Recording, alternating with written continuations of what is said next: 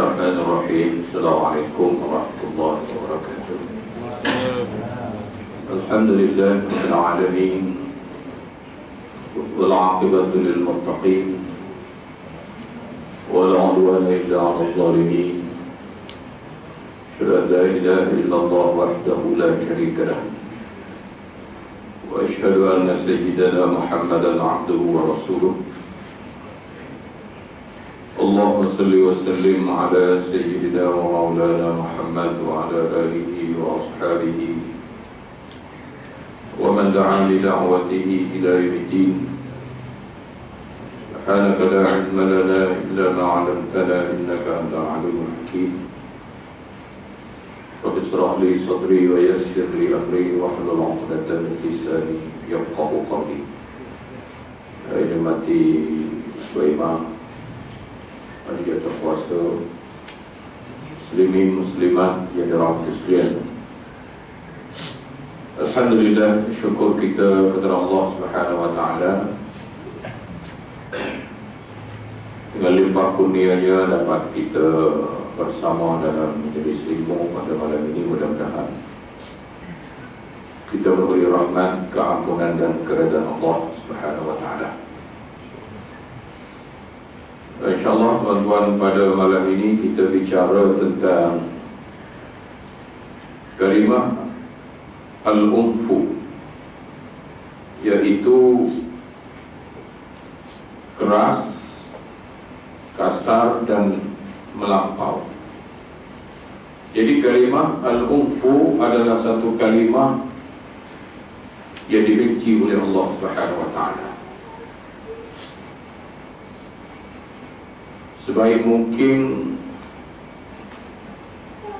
kita hendaklah mengelak daripada melakukan perbuatan itu, di mana Islam tidak menyukai seseorang itu melakukan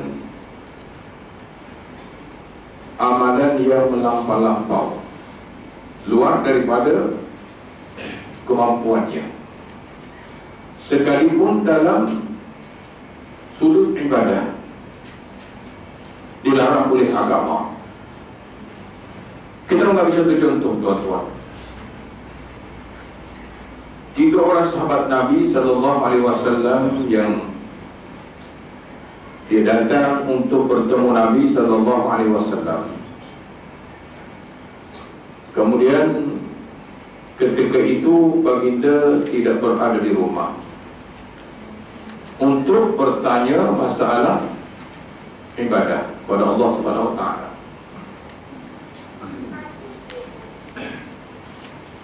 Cuma mereka sempat menemui Sayyidatina Aisyah radhiyallahu anha. Apabila tidak bertemu dengan baginda, mereka membuat andaian sendiri.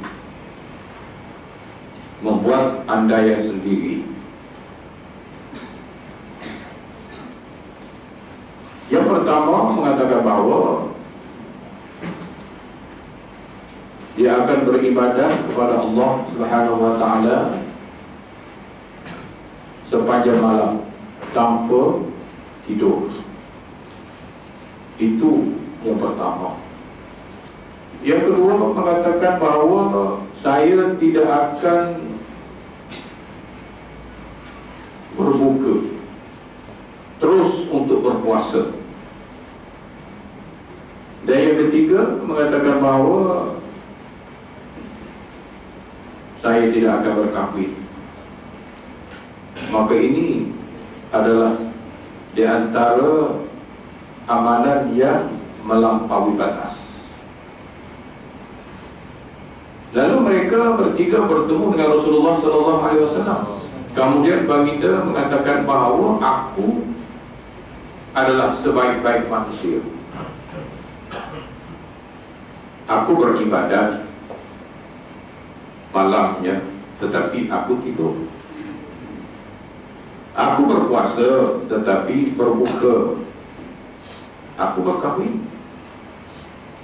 Maknanya tuan-tuan, kita dilarang dalam melakukan perbuatan kita yang melampaui batas yang dituntut oleh syarak.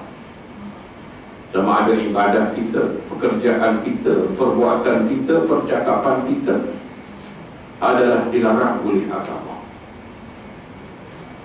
Sebab itu tuan-tuan, Allah Subhanahu wa taala sendiri berfirman, la yukallifullahu nafsan illa wus'aha. La yukallifullahu nafsan illa wus'aha. Allah Subhanahu wa taala tidak bebankan ke atas kita manusia melainkan yang termampu. Tidak ada satu tuntutan Allah Subhanahu wa taala luar daripada kemampuan kita. Tidak ada. Semuanya mampu. Sebab itu tuan-tuan, Islam ini adalah agama yang mudah, bukan susah. Sebab itu Nabi SAW bersabda, yassiru wa la tu'assiru, basyiru wa la tunaffiru. Yassiru wa la tu'assiru, permudahkanlah. Mudah. Islam ini agama yang mudah. Wa la tu'assiru, jangan kita susah-susahkan. Basyiru, hendaklah kita sentiasa memberi kegembiraan positif. Wala tunaffiru, dan jangan kita meliarkan orang. Kita mesti berfikiran positif, bukan berfikiran negatif. Jadi sebab itu tuan-tuan, dalam Islam dia ada rukhsah, ada kemudahan. Apabila kita menghadapi kesulitan, di situ ada kemudahan. Sebagaimana Allah Subhanahu wa taala berfirman, inna ma'al usri yusra. Sesungguhnya di samping kepayahan itu ada kesenangannya. Senang susah. Apabila kita menghadapi kesusahan, maka Islam tunjuk jalan keluar untuk kita, untuk mengatasi kesusahan. Kita ambil satu contoh tuan-tuan. Contoh kemudahan rukhsah yang kita boleh memilihnya. Seperti kita musafir. Kita musafir, maka kita diberi kemudahan oleh Allah Subhanahu wa taala untuk jamak dan qasar. Itu kemudahan. Wa idza darabtum bil ardi falaysa 'alaikum junahun an taqsuru min as-shalah. Apabila kamu bermusafir, kata Allah Subhanahu wa taala, fala junaha 'alaikum, tidak menjadi satu kesalahan bagi kamu untuk qasar sembahyang. Itu adalah kemudahan. Ataupun tuan-tuan, kita berpuasa, kita berpuasa lalu Ramadan kita balik kampung, maka Islam boleh memberi kelonggaran kepada kita, boleh berbuka puasa. Wa man kana minkum maridan aw ala safarin fa'iddatun min ayyamin ukhra. Wa man kana minkum maridan aw ala safarin, kalau sekiranya kita menghadapi sakit ataupun kita bermusafir, fa'iddatun min ayyamin ukhra, kita boleh berbuka puasa, tetapi mesti diganti pada hari-hari lain. Ini kemudahan yang dibenarkan oleh agama. Dalam masalah makan minum, tuan-tuan, dalam makan minum, Allah Subhanahu wa taala membenarkan kita makan makanan walaupun pada asalnya haram, tapi boleh kita minum, boleh kita makan. Contohnya arak. Arak hukumnya haram, kita minum dalam keadaan biasa. Daging babi haram kita makan dalam keadaan biasa, tapi dalam keadaan darurat, maka hukum minum dan makan adalah wajib untuk menjaga nyawa. Sebagaimana Allah Subhanahu wa taala berfirman dalam Al-Quran sebagai satu ingatan kepada kita, yuridullahu bikumul yusra wa la yuridu bikumul usra. Allah Subhanahu wa taala ingin kepada kita kemudahan, dan Allah tidak suka kepada kepayahan. Wala taqtulu anfusakum, kata Allah, jangan kamu membunuh diri kamu dalam keadaan darurat. Tuan-tuan, darurat haram, daging babi haram, tapi dalam keadaan darurat untuk menjaga nyawa, apabila kita mengalami kebuluran, maka hukum makan pakai dan minum arak itu adalah wajib. Sekiranya kita tidak mempraktikkan perkara itu, tiba-tiba kita mati kerana kita tidak mengambil peluang yang dibenarkan oleh Allah Subhanahu wa taala, maka kita mati dalam keadaan berdosa. Kerana itu adalah yang dibenarkan oleh syarak. Bukan setakat itu, tuan-tuan, dalam perkara kufur sekalipun, dalam perkara kufur yang berlaku kepada Ammar bin Yasir apabila dia disiksa oleh orang-orang musyrikin, maka orang musyrikin paksa Ammar supaya mengucapkan kalimah kufur, sebagaimana disebut oleh Allah Subhanahu wa taala dalam Al-Quran, wa man kafara min ba'da imanihi illa man ukriha wa qalbuhu mutmainnun bil iman fa alayhi ghadabun min Allah. Man kafara, kata Allah, min ba'da imanihi, sesiapa yang kufur selepas dia beriman, illa man ukriha, dia dipaksa untuk menjadi kufur, wa qalbuhu mutmainnun bil iman, tapi hatinya tetap beriman dengan Allah, fa alayhi ghadabun min Allah, dia tidak mendapat kemurkaan daripada Allah Subhanahu wa taala. Saya mengambil satu contoh, tuan-tuan, contoh orang paksa kita, orang paksa kita suruh ucap kalimah kufur yang boleh menghilangkan nyawa. Dia akan bunuh kita, dia akan pancung kita, ataupun dia akan tembak kita. Tapi paksaan itu kita yakin dia melaksanakan paksaan itu. Jangan pula, tuan-tuan, paksaan itu pada pemikiran kita dia tidak mampu untuk melaksanakan, maka kita kena elak. Sebab apa, tuan-tuan? Nyawa itu lebih penting. Nyawa itu lebih penting. Jadi sudut syaratnya boleh, tidak menjadi satu kesalahan. Dari sudut hukum, yang pentingnya wa qalbuhu mutmainnun bil iman, hati itu. Jadi apa bentuk sekali, tuan-tuan. Jadi ini adalah Islam adalah satu agama yang mudah, dan Islam tidak suka kepada kekerasan, kekasaran, dan melampau. Kasar, perbuatan kita kasar, percakapan kita kasar, pergaulan kita kasar. Islam tidak suka perbuatan ini. Percakapan kita kasar, tak ada adab. Jadi apa yang dikehendaki oleh Islam, sebagaimana yang Nabi kita sallallahu alaihi wasallam bersabda, innallaha rafiqun yuhibbur rifqa wa yu'ti 'ala ar-rifqi ma la yu'ti 'ala al-'unfi.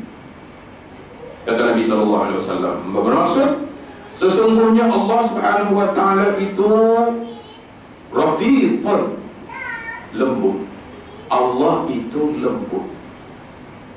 Yuhibbur rifqa, dan Allah suka kepada perkara-perkara yang lemah lembut.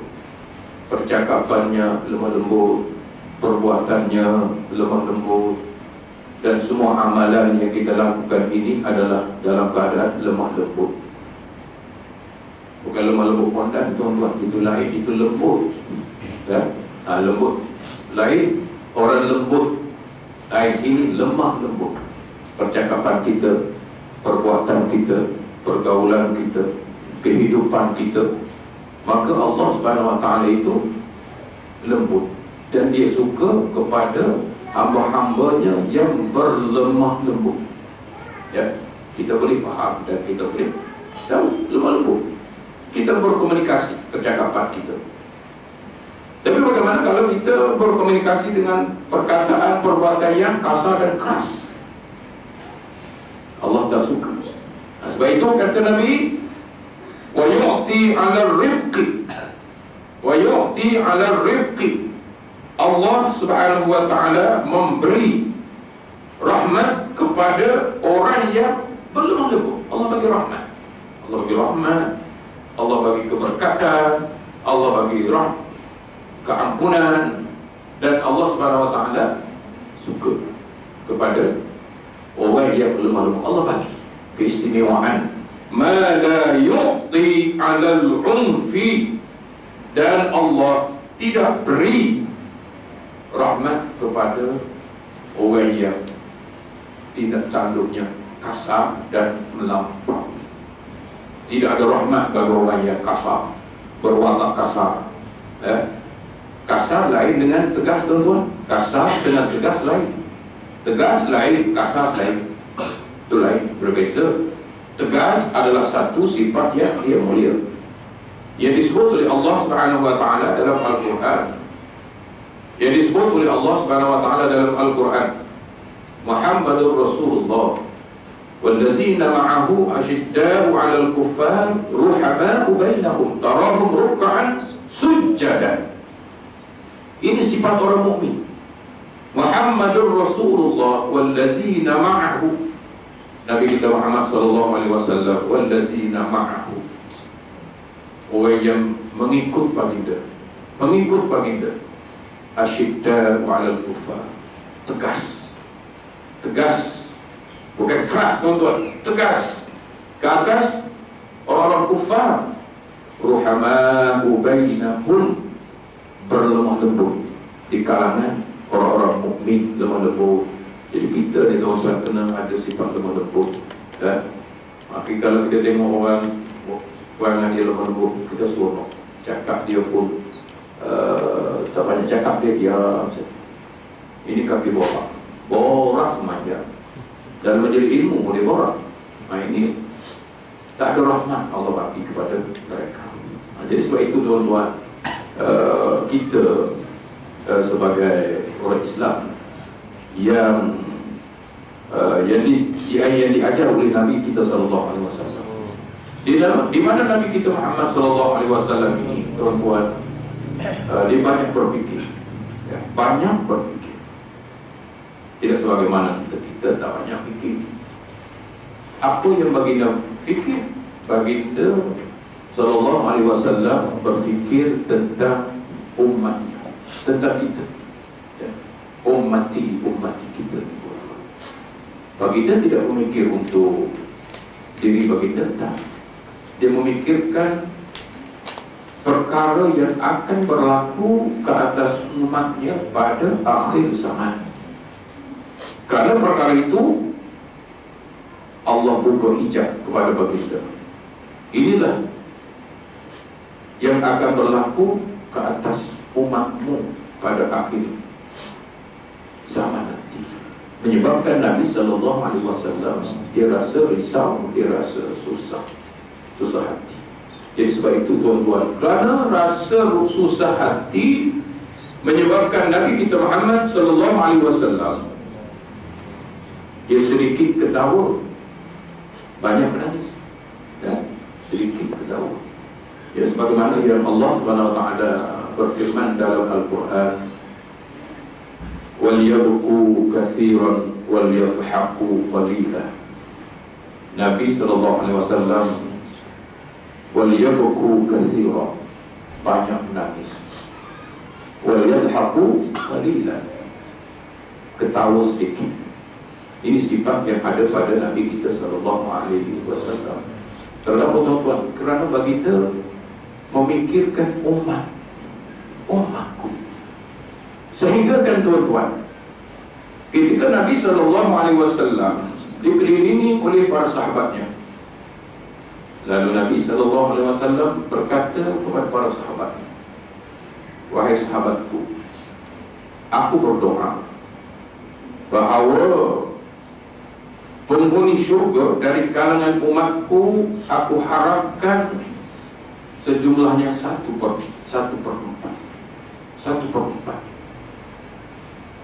Kemudian Rasulullah diam. Lalu baginda berdoa lagi, aku berdoa supaya penghuni syurga dari kalangan umatku 1/3.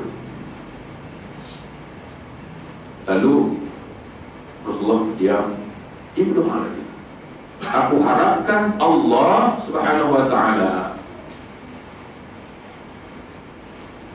masukkan umatku dalam syurga adalah 1/2 daripada penghuni syurga Allah Subhanahu wa ta'ala. Jadi ini tuan-tuan, doa yang selalu diluahkan ataupun diharapkan oleh baginda sallallahu alaihi wasallam. Sebab itu perkara yang diutarakan oleh baginda untuk peringatan kita.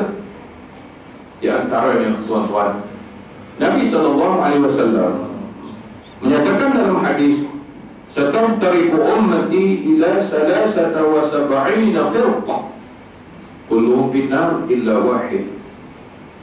Qalu man hum ya Rasulullah? Ma ana alaihi wa ashabi. Umatku berpecah kepada 73 puak. Kulluhum finnar, semuanya masuk neraka, illa wahid, melainkan satu. Illa wahid, melainkan satu. Lalu para sahabat bertanya, man hum ya Rasulullah? Siapa yang satu itu ya Rasulullah? Ma'ana alaihi wa ashabi. Kamu pastikan aku dan sahabatku berada di atas jalan itu. Pastikan. Pastikan aku dan sahabatku berada di atas landasan itu. Sebab itu tuan-tuan yang dirahmati sekalian, Sayyidina Umar bin Khattab radhiyallahu anhu,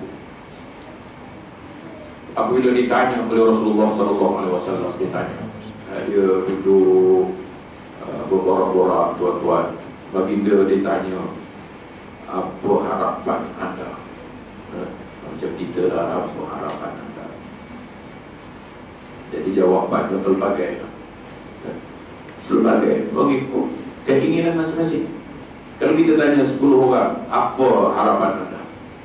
Macam-macam jawapannya. Tapi Sayyidina Umar bin Khattab radhiyallahu anhu, jawapannya berlainan dengan jawapan yang diutarakan oleh sahabat yang lain. Ada sahabat menjawab, aku harapkan Rasulullah ialah emas dan perak memenuhi rumah ini, supaya aku dapat berbelanja pada jalan Allah Subhanahu wa ta'ala. Tapi Sayyidina Umar, dia tidak menjawab itu. Dia jawab, aku ingin memenuhi rumah ini ialah seperti orang seperti Abu Ubaidah Al-Jarrah, orang seperti Sa'ad bin Mu'az atau Mu'az bin Jabal, ataupun Uzaifah Al-Yaman. Ini yang aku inginkan. Siapa tuan-tuan Abu Ubaidah Al-Jarrah? Abu Ubaidah Al-Jarrah adalah seorang panglima perang, salah seorang daripada sahabat Nabi yang dijamin syurga oleh Allah Subhanahu wa ta'ala. Abu Ubaidah Al-Jarrah, dia memimpin tentera menentang Rom, di mana tentera yang dipimpin oleh Abu Ubaidah Al-Jarrah seramai 20,000. tentera Rom 120.000 apabila berlaku peperangan. Abu Ubaidah Al-Jarrah, nah tuan-tuan, inilah yang ditunjukkan oleh Abu Ubaidah. Dan Abu Ubaidah Al-Jarrah, tuan-tuan, orang yang matanya tidak pernah berpaling melainkan kepada Rasulullah sallallahu alaihi wasallam ketika perang. Matanya tidak beroleh ke lain, tengok pada Rasulullah.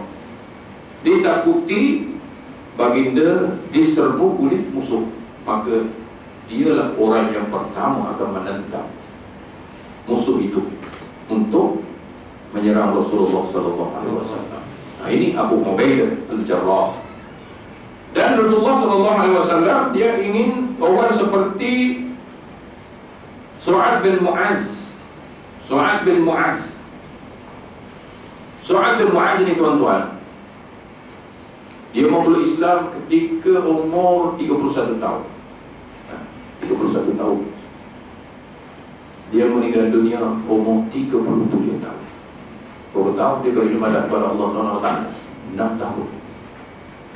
6 tahun dia beribadah kepada Allah SWT.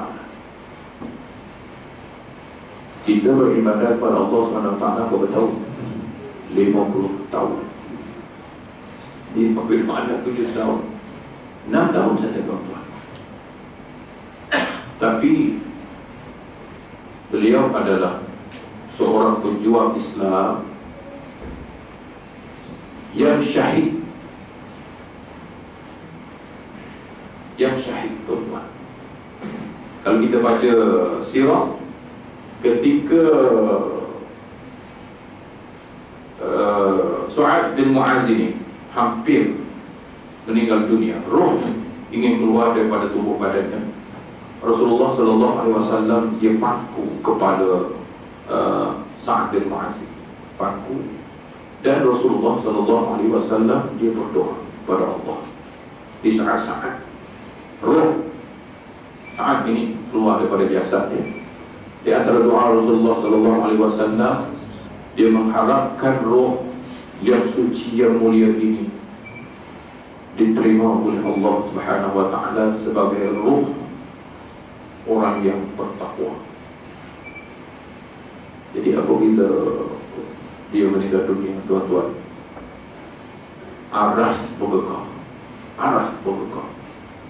Ini kehebatan dan Sa'ad bin Mu'az. Aras bergegar.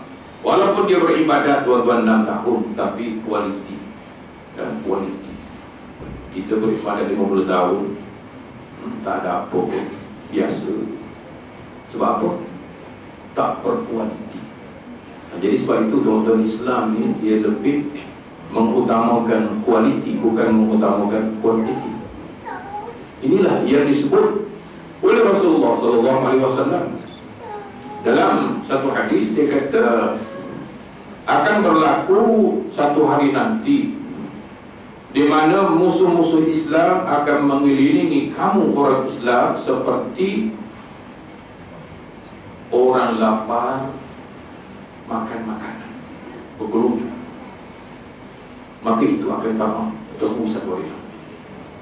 Lalu sahabat bertanya, bal qalilun ya Rasulullah, apakah bilangan kami masa itu sedikit? Dah, bilangan kamu ramai, tetapi kamu seperti buih, kausa isail, kamu adalah seperti buih.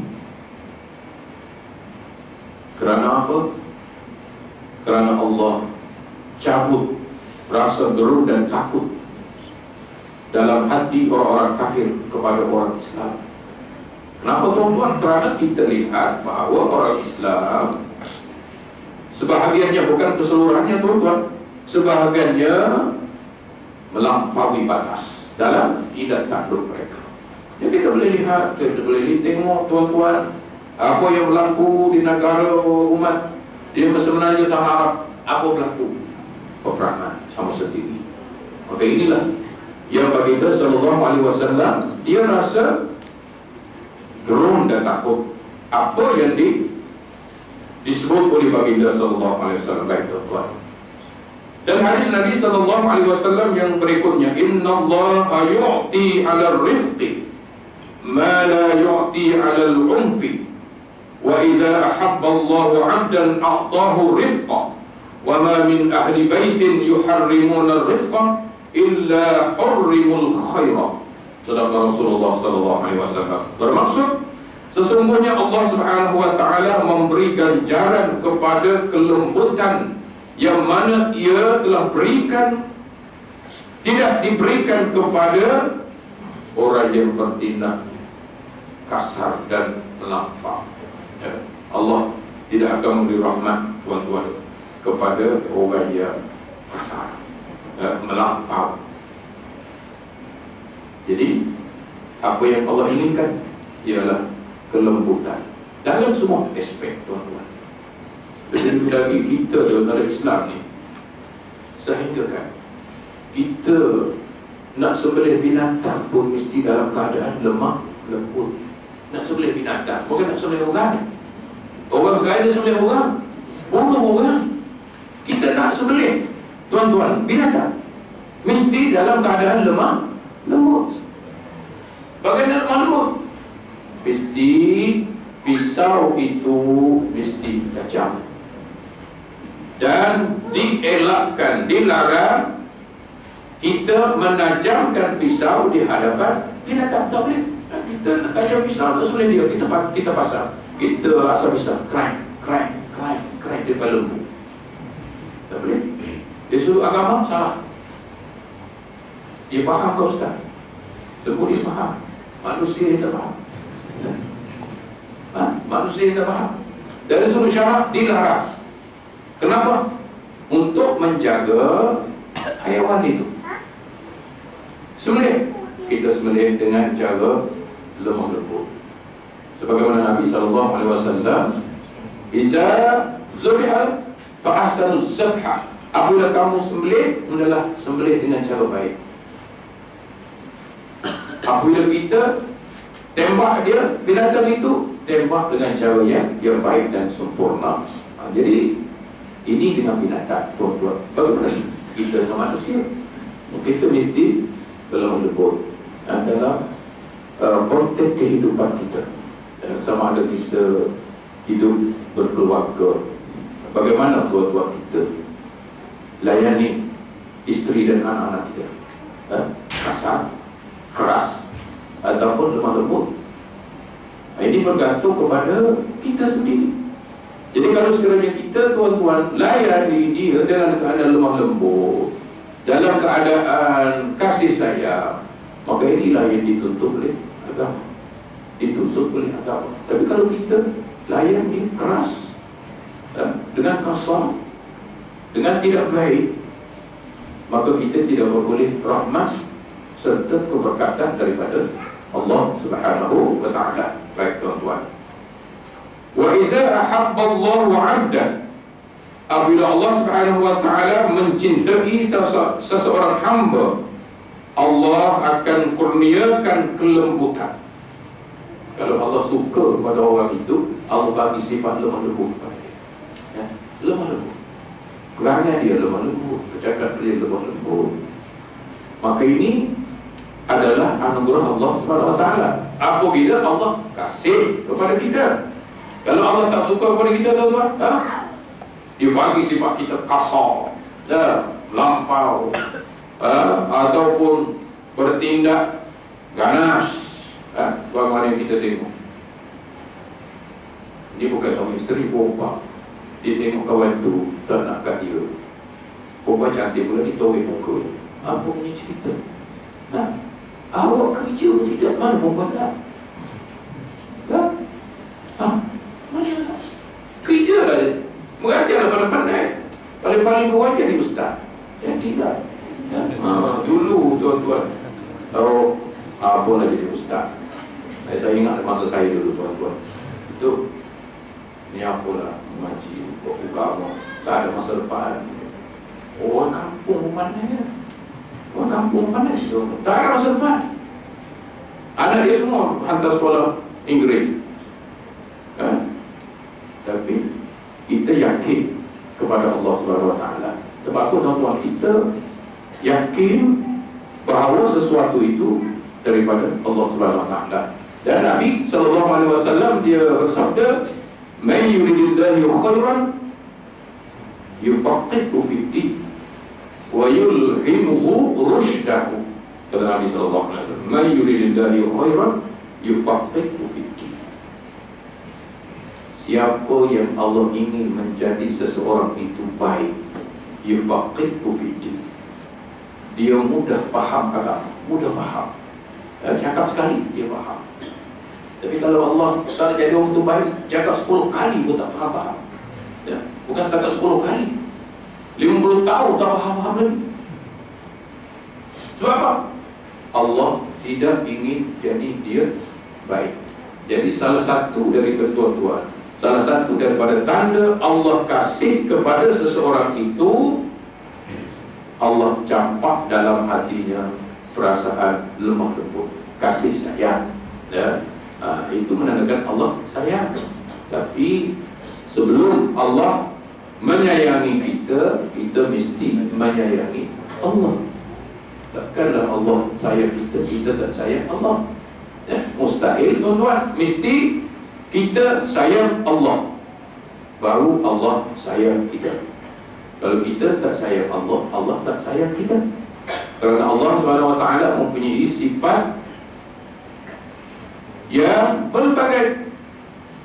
Ar-Rahman, Ar-Rauf, Ar-Rahim, Al-Jabbar, Al-Mutakabbir. Itu sifat Allah. Allah Subhanahu Wa Taala berlemah lembut dengan orang yang sifatnya lemah lembut dengan Allah Subhanahu Wa Taala. Tapi Allah Subhanahu Wa Taala mempunyai sifat Al-Jabbar, Al-Mutakabbir. Allah bersifat samsing dengan orang samsing dengan Allah SWT. Dulu hebat. Bagaimana Allah samsing? Al-Mutakabbir tu. Tapi ada ustaz kata Al-Mutakabbir Maha Besar. Allah bodohnya bahasa Arab terpandai. Letak pada bahasa Arab. Jangan sebut Al-Mutakabbir, Maha sombong. Sombong. Besar itu akbar. Al-Mutakabbir isim tamthil dia bagi. Maha sombong. Bagi orang yang sombong, dia balas kesombongan dengan manusia yang sombong, yang takabur dengan Allah Subhanahu Wa Taala. Allah campak orang sombong dalam neraka. Itu adalah sifat yang ada pada Allah Subhanahu Wa Taala. Tetapi Allah Ghafurur Rahim.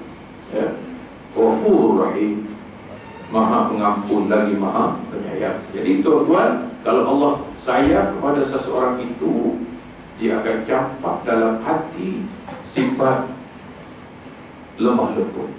Ya, sifat lemah lembut ar-rifqa, sifat lemah lembut kasih sayang. Tapi dengan syarat kita kasih dan cinta Allah Subhanahu Wa Taala. Baik tuan-tuan, kita nak berhenti pukul 8.30 sebab ada tahlil. Baru mukadimah tuan-tuan. Tak masuk ayat 1 lagi. Baru ayat free tu. Tak apa lagi kita berhenti. Kita berhenti 8.30. Tak apa. Malam besok ada lagi, jangan bimbang. Malam besok ada lagi tuan-tuan tu. Kita tak malam. Baik. Wa ma min ahli baitin yuharrimuna ar-rifqa illa hurrimu al-khaira. Allah Subhanahu Wa Taala kurniakan kelembutan kepada orang yang dikasihi, dan Allah tidak akan beri dan terhalang kelembutan melainkan orang yang diharamkan, orang yang diharamkan kebaikan mereka. Jadi tuan-tuan, Allah Subhanahu Wa Taala dia tidak akan bagi sifat lemah lembut kepada orang yang Allah benci. Ya. Siapa yang orang yang Allah benci? Orang yang lupa Allah, orang yang tidak kasih kepada Allah Subhanahu Wa Taala. Jadi apabila Allah biarkan kita tuan-tuan, dia tak peduli kepada kita kerana kita tak peduli kepada Allah Subhanahu Wa Taala. Ini Allah sebut dalam Al-Quran. yang biasa disebut wala takunu kallazina nasullaha fa'ansahum anfusahum ulaika humul fasiqun. Jangan kamu termasuk dari kalangan orang yang lupakan aku, kata Allah. Lupakan aku. Apabila kita lupa Allah, fa'ansahum anfusahum, aku lupa kamu. Apabila Allah lupa kita, ulaika humul fasiqun, sifat kita, percakapan kita, perbuatan kita, pemikiran kita adalah sebagai orang fasik. Ya, orang fasik berfikir. Bagaimana orang fasik berfikir? Bagaimana orang fasik bercakap? Bagaimana orang fasik bertindak? Macam-macam tuan-tuan, banyak. Dan saya tengok dalam WhatsApp, ada seorang ustaz dia kata nak ada lagi Nabi selepas Nabi Muhammad. Tak tahu. Tak tahu ada lagi Nabi. Ada lagi Nabi. Tak tahulah betul ke Allah, tapi orang betul ke tak betul ke, sebab itu kita dari Islam ni tuan-tuan, kita kena kata apa, kena aslidik terlebih dahulu.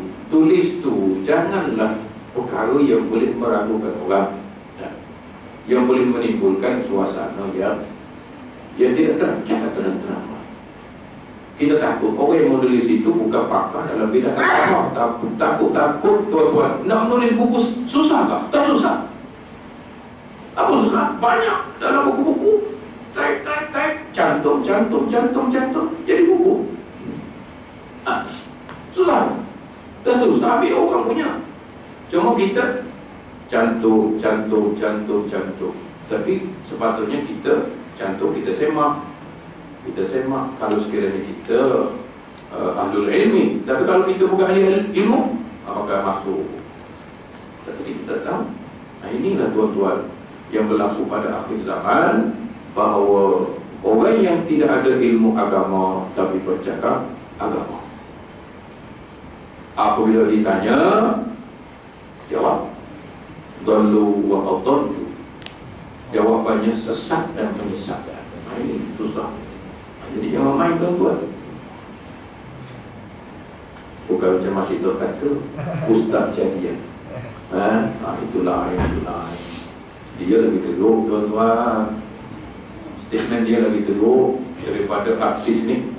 Kalau kita tengok ambil satu contoh. Satu contoh. Tapi dia tak tarik balik sampai sekarang. Apabila berlaku darurat, tak ada kerja, perempuan boleh menjadi pelacur. Mana dalam Islam ada? Dia salah. Dia ingat darurat semua boleh. Ada kata nyawa pun boleh. Iman boleh jadi kufur. Salah. Yang selain pada itu boleh. Yang tak boleh, zina. Dalam apa sahaja pun tak boleh tuan-tuan. Zina boleh, tenang. Kita tak boleh kahwin dua. Zina, tenang, darurat. Kan susah tu. Aku nak kahwin dua tak boleh. Habis tu aku curi-curi lah sekali-sekali. Bapa, darurat. Salah faham. Ini salah tuan-tuan. Dari sudut agama, satu kesalahan besar yang menyalahi agama. Ini tuan-tuan. Kita sambung sekolah tak boleh. Sebab lepas tengah tak lepas tengah. Ya, Wallahu a'lam bissawab. Kita sambung. Tak boleh masuk dia satu. Lain kali dia lima. Wallahu a'lam bissawab. Tak ada soalan. Saya rasa tak ada soalan. Lepas setengah pun kita tutup majlis kita dengan surah Al-Asr. Bismillahirrahmanirrahim. Wallahu a'lam bishawab.